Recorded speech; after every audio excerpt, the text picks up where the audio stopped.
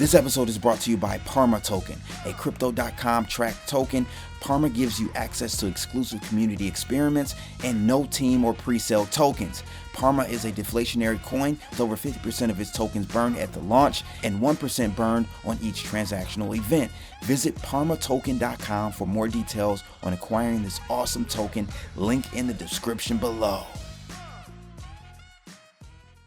This my two Satoshis.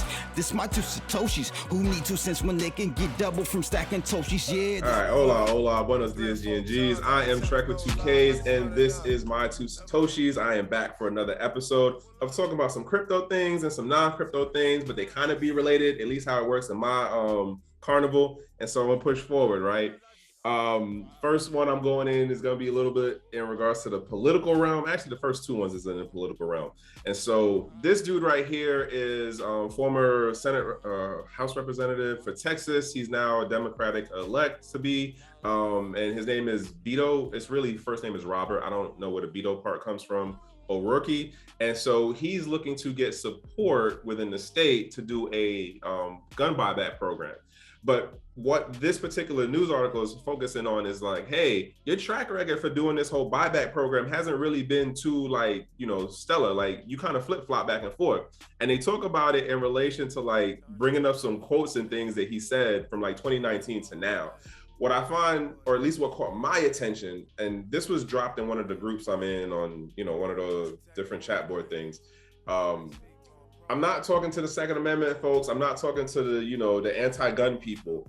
My thing about this is we tend to have, and considering the things that have been going on over the last 36 months, this tendency of getting caught up in people who are doing virtual signaling and who are doing gaslighting as far as like the politicians, and they're saying what they need to say in order to get the votes. They're saying what they need to say in order to get the sponsorship money from the corporate side or from the private sector, whatever, right?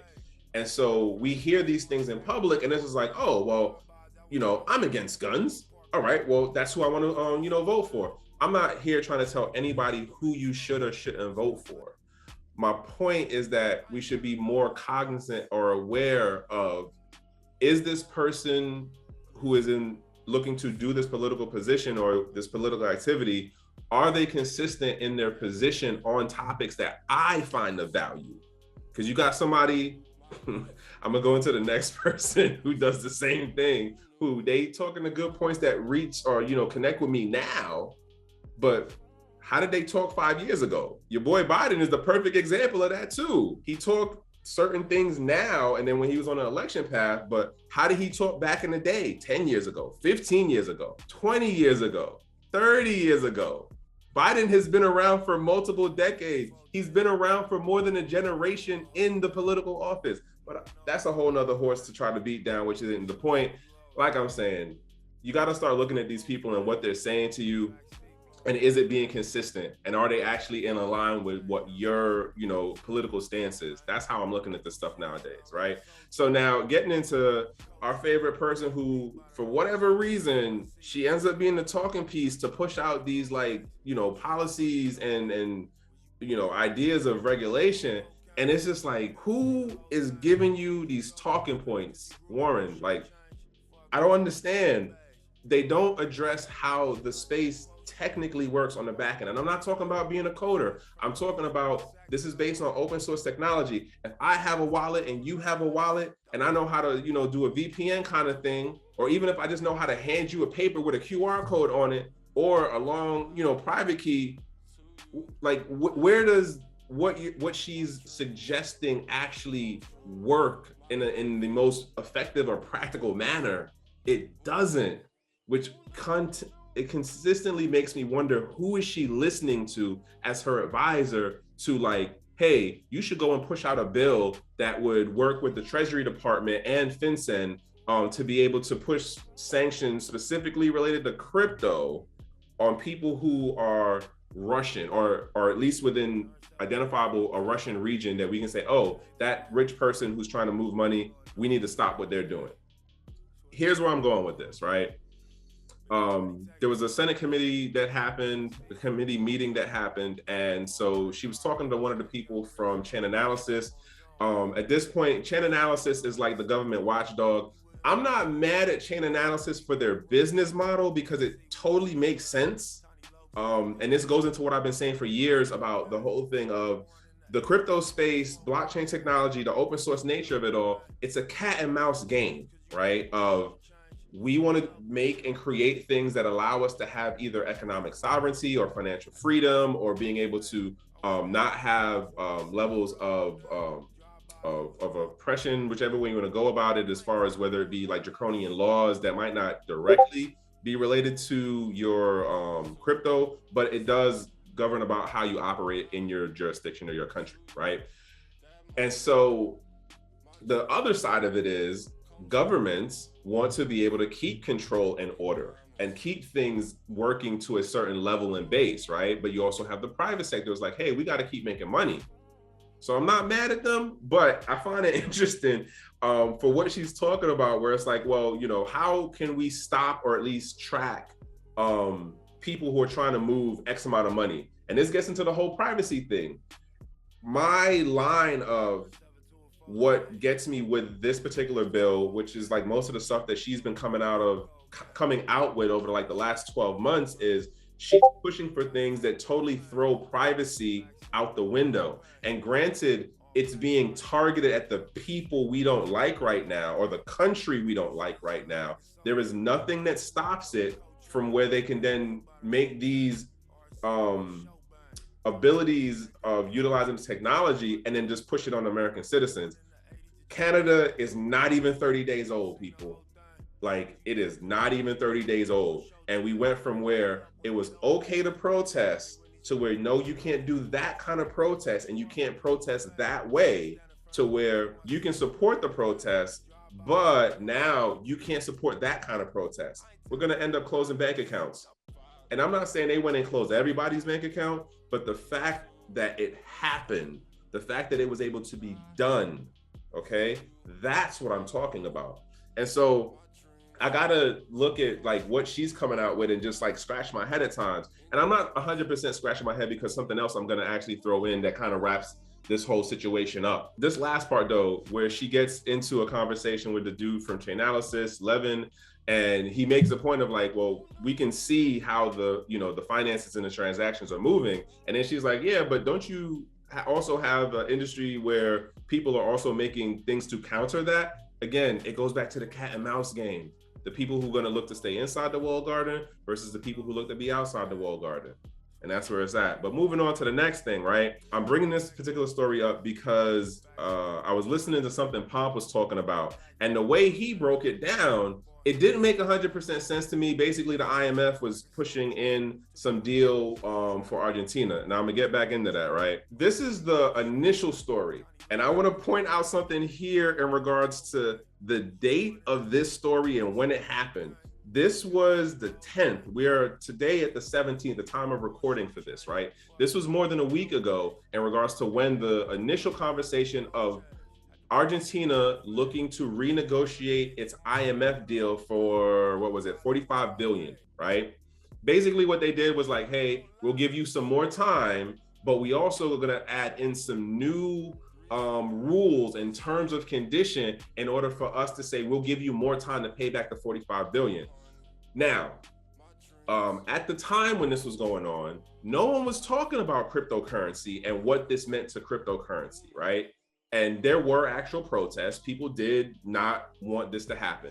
Now, the way that it was framed at the time of when this happened was the people of the country did not want the IMF to come in and then put them back in the same financial situation that they were in for the previous agreement. So, hey, we're protesting against that to the elected representatives, and they were at like their version of the Congress place, right? And so their representatives, 5 days later, it actually happened on the 15th of when their representatives signed the deal.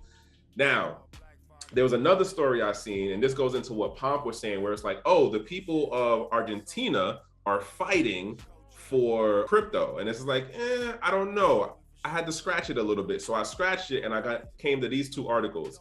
The initial article is framing it that this is an IMF issue about the austerity measures that the New Deal brings into Argentina, which eventually makes more people at the local level poor. The people that if you Google the pictures or whatever, are actually arguing and fighting about the IMF putting austerity measures in the deal that would make the country more poor. Later on, it then comes into light, oh, there were certain crypto conditions in this New Deal. Now, there is definitely an industry down there. I'm actually surprised they don't have more of a mining industry, considering that they have colder climates down there, but that's a whole other thing onto itself. Now, later on, it comes out after the 15th, because they signed the deal on the 15th.